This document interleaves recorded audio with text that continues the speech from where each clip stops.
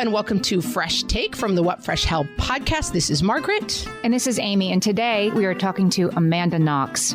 She's an exoneree, a journalist, public speaker, and author of the New York Times bestselling memoir, Waiting to Be Heard. Between 2007 and 2015, Amanda spent nearly 4 years in an Italian prison and 8 years on trial for a murder she did not commit. Amanda went on to host the Scarlet Letter Reports, a Vice Facebook series about the public vilification of women. And she's a feature contributor to crimestory.com, where she has written extensively about criminal justice reform. She's also the co-host with her partner, Christopher Robinson, of the Labyrinths podcast, which delves into stories of getting lost and found again. Welcome, Amanda. Thank you for having me. I'm thrilled to be here. Welcome. Before we kind of get into our bigger discussion, tell us, just for people who might not know you, I realize this could be 9 podcasts, your story, but the brief version. Honestly, it's not even really my story. It's my roommate's story. I was studying abroad in Italy, living with 2 Italian women and 1 British young woman. And one day, local burglar broke into our home. My British roommate was alone, and she was raped and murdered by this local burglar. And the only reason why my name entered into any of all of this is because the local authorities very early on just decided upon a theory of the case that was very scandalous and very salacious and not based on any evidence, just that there was this crazy satanic sex game that I orchestrated in order to murder my roommate. And, it's a whole long saga, but the ultimate end of the story is the actual killer was convicted and I was acquitted, but it took a long time and I spent a long time in prison fighting for my innocence in the meantime.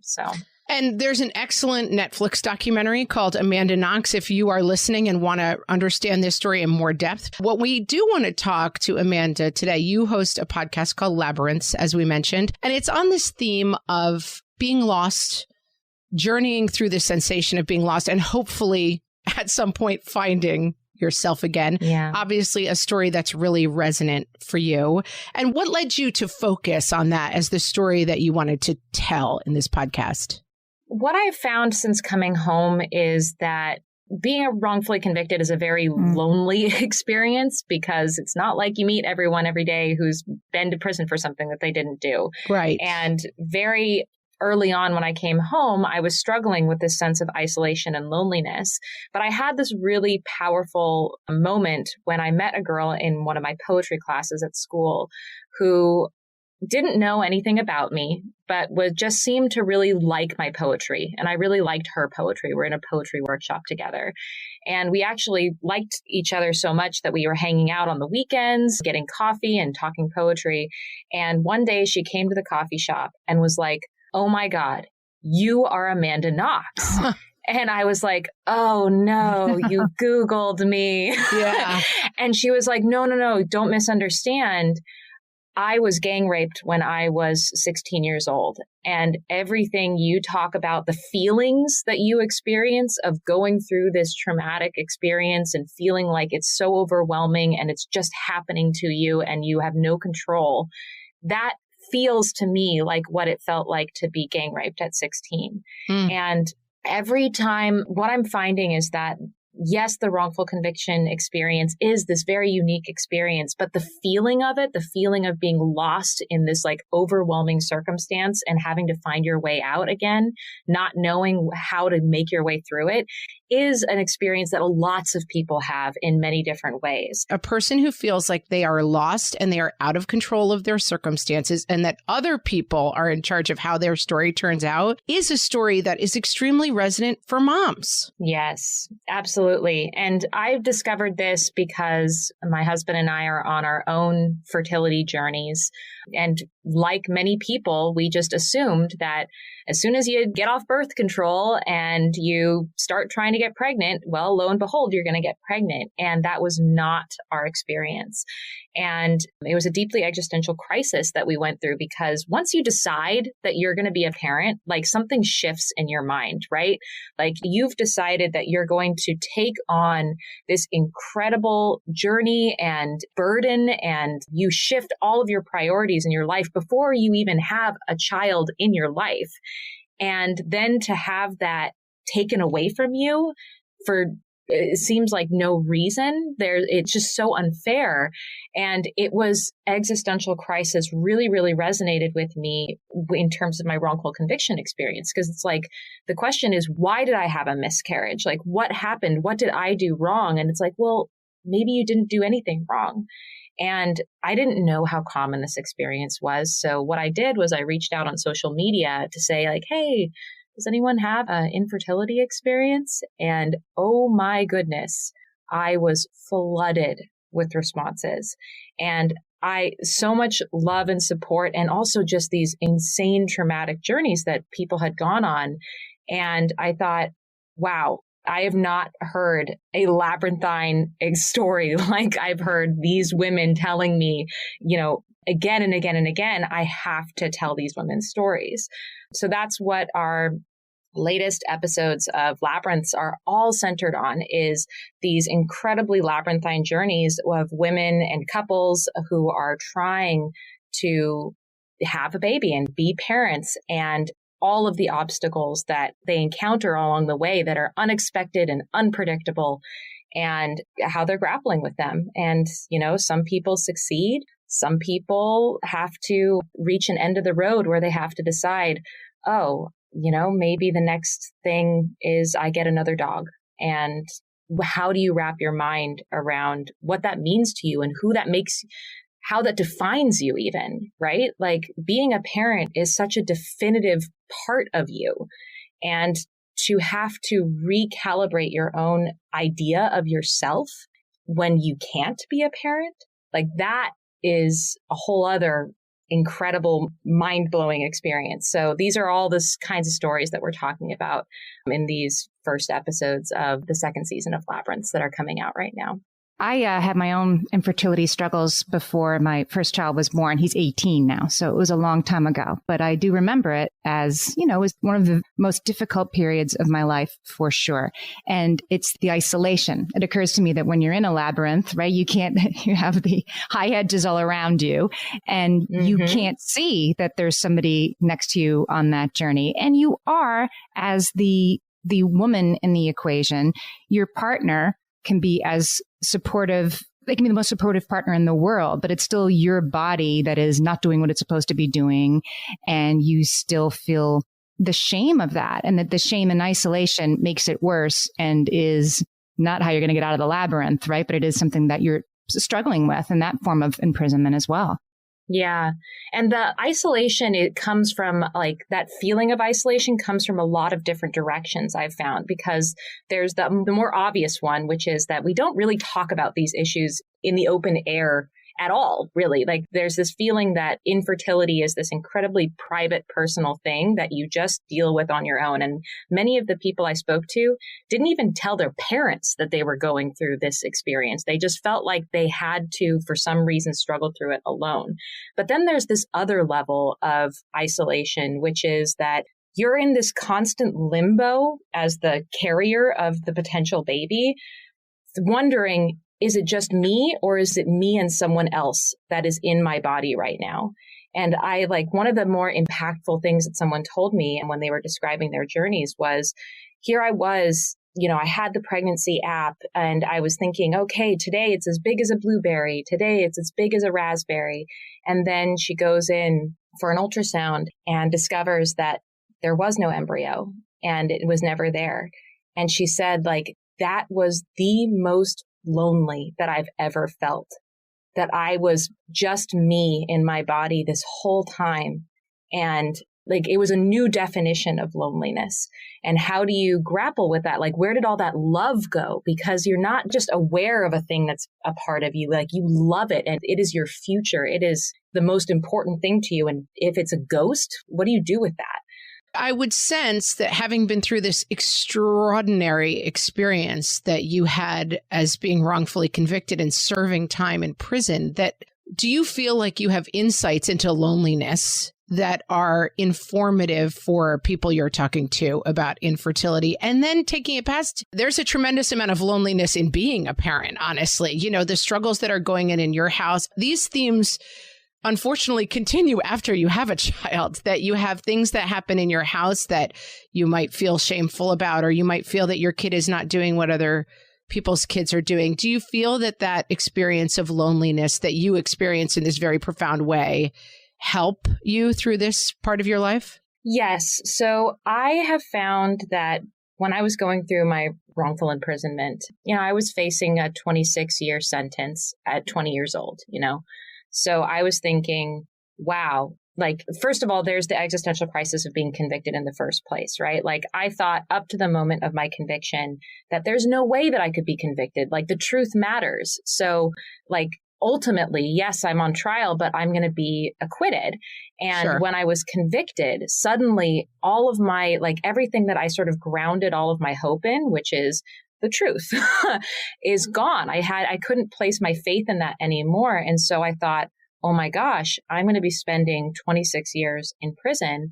And one of the things that I always thought that I was going to be, a mom, is not going to be available to me anymore. And that mental process of sitting there going, okay, I thought my life was going to be one way, and it's clearly not. How do I make my life that I have in front of me worth living? How do I recontextualize what I actually have in front of me as something that could be of value to me? And it's not what I imagined, and it's not what I hoped for, but surely there must be something valuable to it.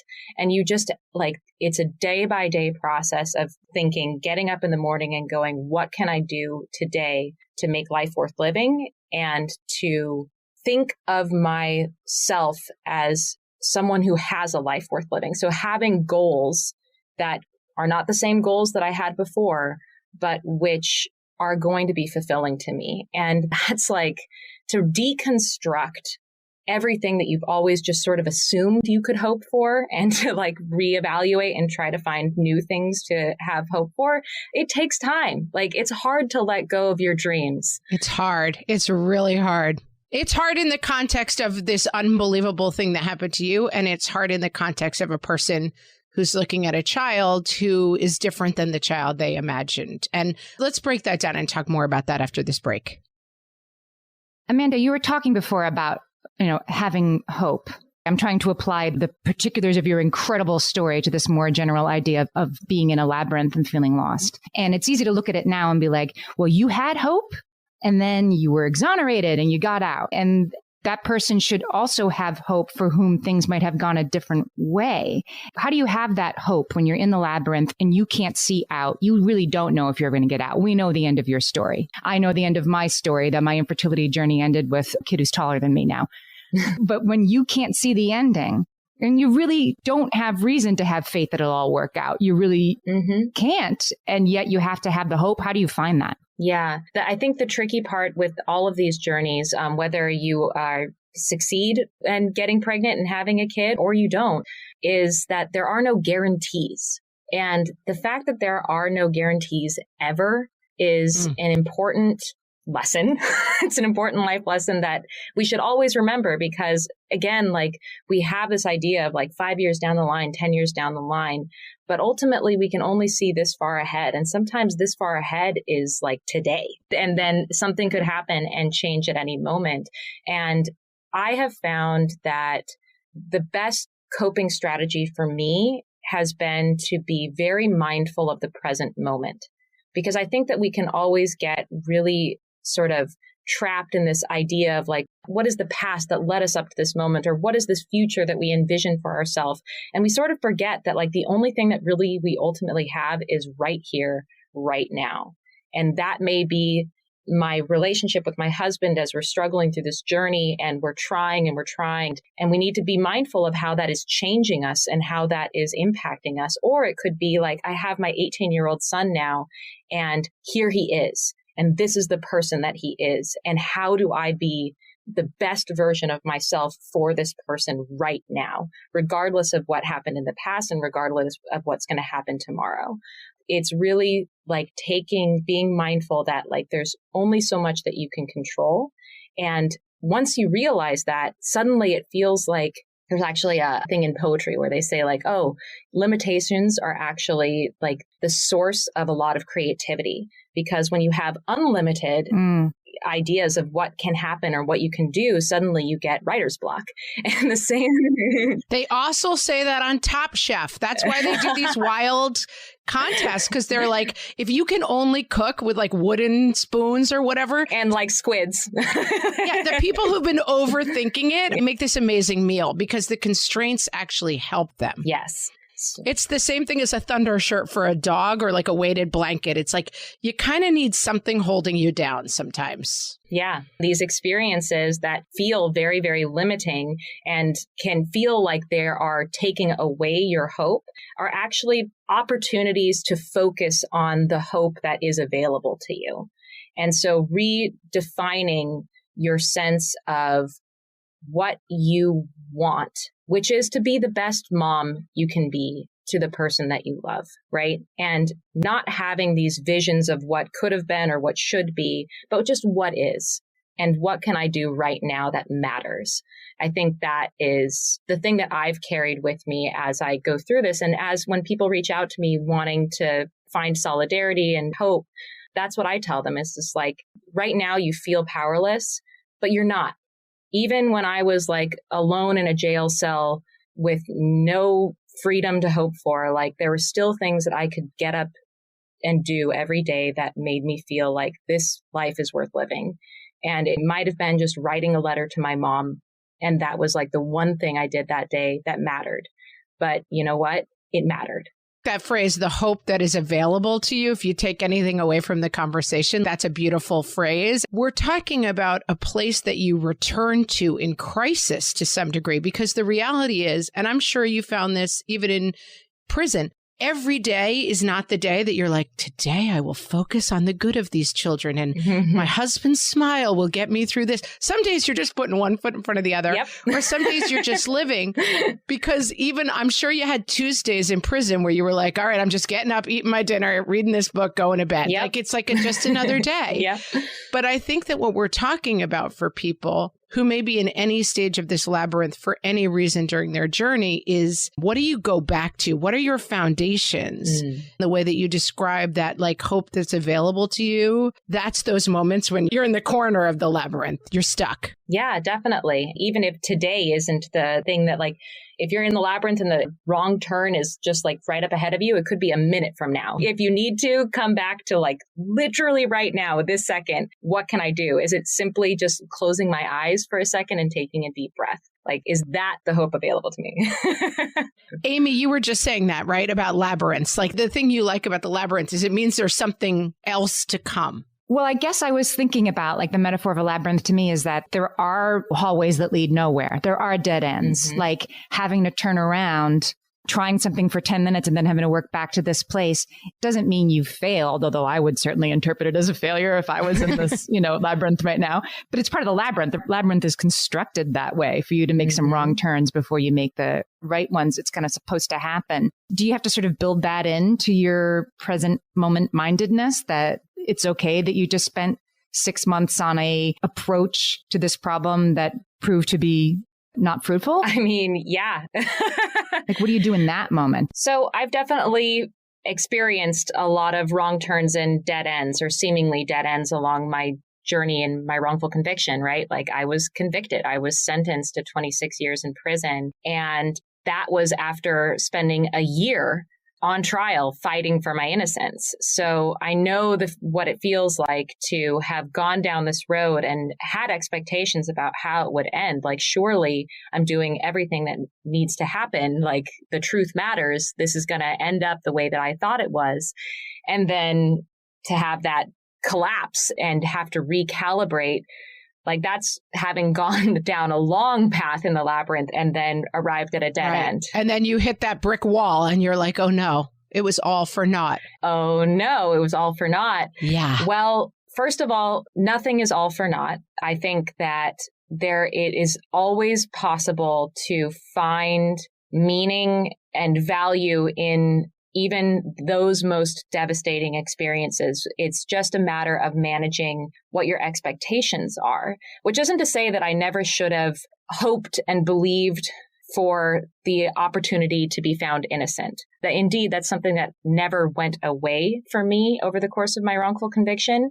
But what I had to realize was that there was no guarantee that that was actually the outcome of my life. And that actually what matters is not necessarily the outcome, whether I go home or not, whether or not I'm found innocent, but how I am experiencing my life in the moment. And this is where it relates to everyone's experience, and particularly the experience of trying to get pregnant or being a parent, is we have ideas about where we want to be and where we want to go and what each step, what putting one foot ahead of the other is taking us to. And then when we are surprised to find ourselves in a totally different part of the labyrinth that we did not want to be at, Right. we have to think, well, you can think it was all for naught, or you can think I've arrived someplace and I have learned something along the way. And who am I now? Now what? And is there something valuable that I can take from this experience that is going to lead me down a better path? Or is, I can't say that as I was sitting in my prison cell thinking about never being able to be a mom and losing, the best years of my life to prison. I can't say that I was just sitting there the entire time thinking, I'm just going to be the best person I can be and it's going to be great. I'm really learning from this experience. How lucky. Yeah, how lucky. I didn't feel lucky. I'm going to be honest. I felt sad. It was the saddest I've ever felt. But I never thought this is not worth living. And I never thought this is not something that I can take and make a part of me in a way that is valuable to myself. Yeah. I think the biggest sort of obstacle that I faced actually was with my mom, because my mom, speaking of moms, my mom had visions for my life, and she very, very much could not and would not accept that I could be an innocent person spending the vast majority of my life in prison for a crime I didn't commit. She just could not accept it and fought every step of the way, did everything she possibly could. And thank goodness, because it's thanks to my family in large part that I'm free today. But there was a conflict between her and I where at a certain point in my letters to her, I was describing, my ideas for how I could make my life worth living, even in the environment that I was in. And she was really resistant to that. Yeah, she didn't want to give up.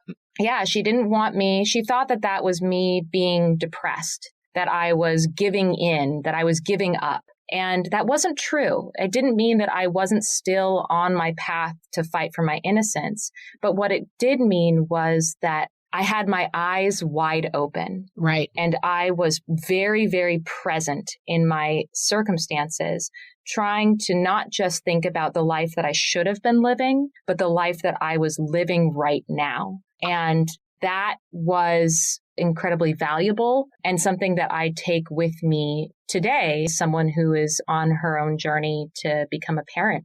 Yeah, I have such a strong reaction now thinking about your mom. I want to talk about that after this break. It's interesting to me as I have become a mom, and I've been in this mom game for 12 years now, not quite as long as Amy. It amazes me how I was just watching some TV show the other day and I was like, I think the mom who doesn't want them to go to the party has a point. And the whole point of the movie was the kids are fun and the mom is lame. And I notice when I think about your story, when I first heard your story, to me, it was thinking about me being you and in your position. And as I've become older and I was revisiting your story, getting ready for the podcast, I was like, her poor mom. Yes. Like I only think about your mom in this story. And I think it ties into what we really are talking about, which is this idea of like the outcome of Labyrinths. How does it turn out and how do we control it? It's one thing, as we're talking about, to do that for yourself and to say, okay, I am not being able to have a baby. I have a kid with special needs. That's not what I was expecting. This labyrinth isn't going where I thought. I think it's really different, this idea of our kids' journey isn't turning out the way we thought. It's their labyrinth and it's really hard. Your poor mom was outside your labyrinth watching you suffer and not being able to. I mean, she was doing what she could to provide guidance, but she was outside of your experience. Yeah, it was so, I feel so bad for my mom, especially now that I'm like on my journey to become a parent. I can suddenly understand a little bit more. And again, like I'm not even close to being there yet, but like the one thing I knew the entire time that I was going through my experience was that if my mom could have traded places with me, she would have.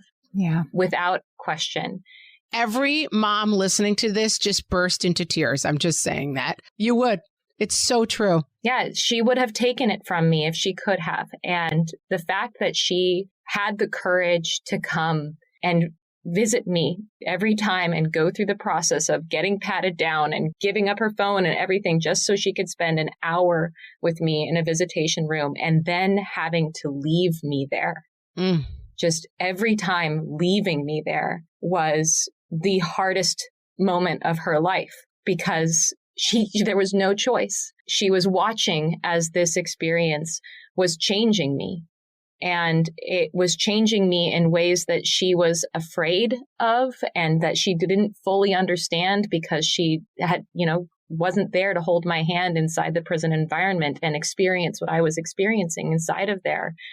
And all she could do was be there and observe and be a witness and make it so that I didn't feel like I was out of touch with the life that I had before.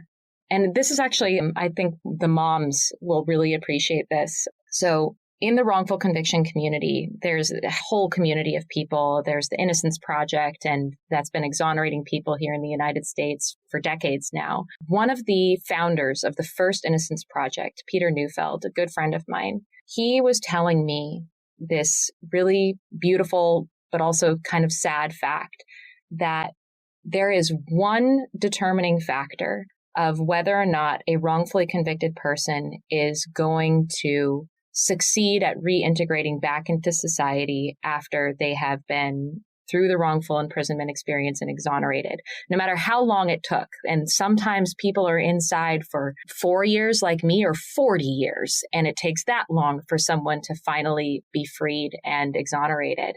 And he was telling me, I don't have any studies on this. There's no, data per se, but as someone who has been fighting for people's innocence for so long, I can tell you that the one determining factor of whether or not someone is going to be okay afterwards is if their mom was there for them.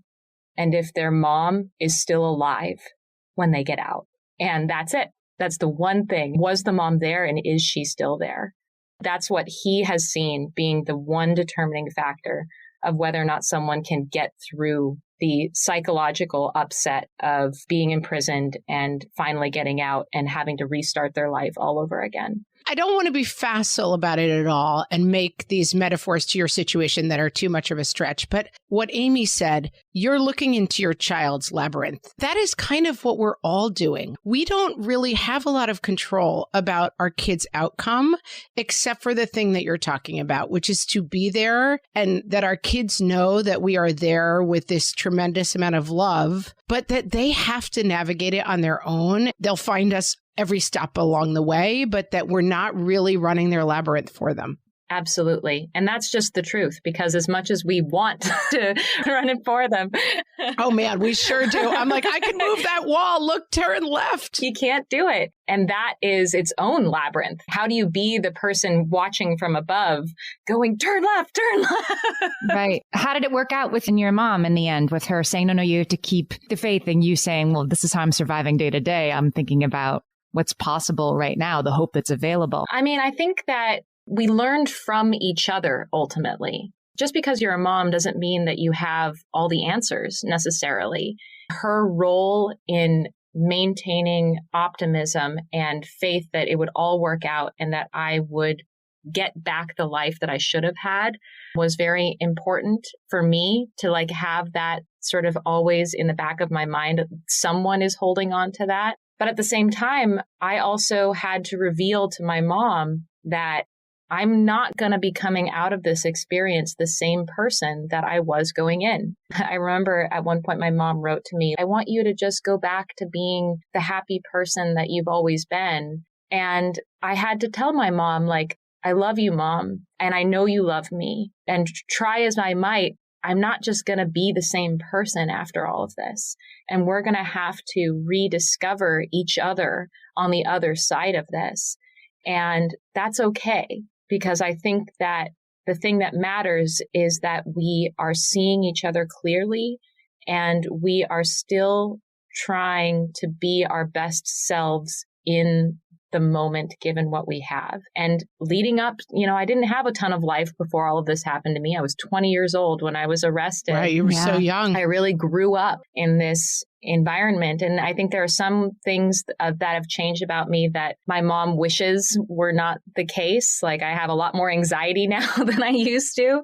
But in other ways, I think that the fact that she was always there and was a foundation for me made it possible for me to come back into the world with far less anxiety than I could have had. She was always an emotional safety net that I could rely on, even when I felt my most alone. That made all the difference. So in a way, we're both right. Right. Go moms. Yeah. Moms are the best. We love moms.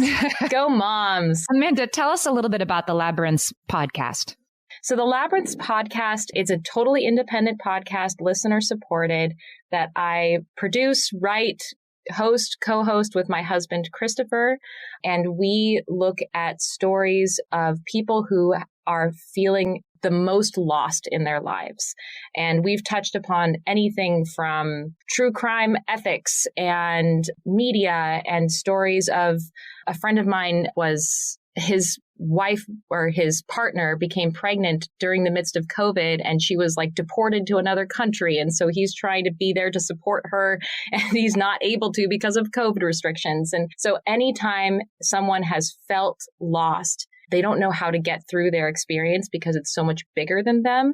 I'm trying to build a bridge towards that experience and make that experience understandable to many different people from all walks of life, and also making sure that people feel like they own their own narrative. I think one of the sort of really difficult experiences that was part of my own labyrinth was feeling like, here I am going through this incredible journey, and the story isn't even my own. Mm-hmm. It belongs to all these other people who are writing, like who are authoring my experience. And how do I take back my own narrative so that I feel like I'm in control, not just of my journey, but my story? And that's what Labyrinths is all about, is trying to give back that sense of ownership, not just to your journey, but to your story, the story you tell yourself about your journey. Where can people hear Labyrinth? Is it everywhere you listen to podcasts, as we like to say? Absolutely. Everywhere you listen to podcasts. And you can follow me on social media, Twitter at Amanda Knox, Instagram at Amama Knox. And yeah, I'm so happy to have discussed this with you, because it really is an experience that has resonance in way more fields than people give it credit for. So absolutely. I agree. We wish you all great luck on your parenting journey, and thank you. Hope to have you back on in a couple of years to talk about what a nightmare it is having a toddler. I hope so. Fingers crossed. That's our wish for you. Thank you so much. Thank you, Amanda. This was an incredible conversation.